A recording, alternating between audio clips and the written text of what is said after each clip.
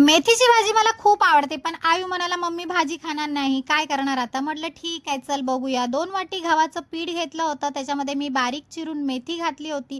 त्याचबरोबर त्याच्यामध्ये मी घातला होता 1 मोठा चमचा शेंगदाण्याचा कूट, 1 छोटा चमचा जिरं आणि 2 चमचे मी व्हाईट तीळ घातले होते. त्याचबरोबर हा ओवा आहे, थोडा क्रश करून त्याच्यामध्ये घातला होता आणि मग त्याच्यामध्ये चवीपुरतं मीठ घातलं होतं.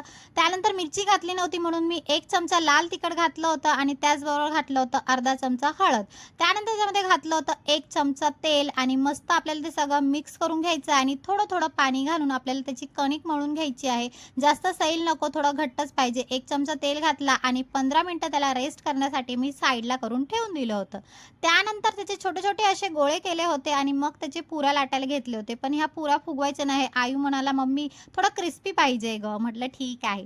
नंतर मग तेल तापवायला ठेवलं होतं, कढई ठेवली आणि त्याच्यामध्ये तेल घातलं होतं. तेल छान असं कडकडीत तापेपर्यंत मी वाट बघितली. मग ह्या पुऱ्या घेतल्या आणि ते तळायला घेतल्या आणि छानपैकी असे आपले झाले होते आणि ह्या चटणीबरोबर भारी लागत होतं. चटणीची रेसिपीही मी सांगेन. चलो बाय.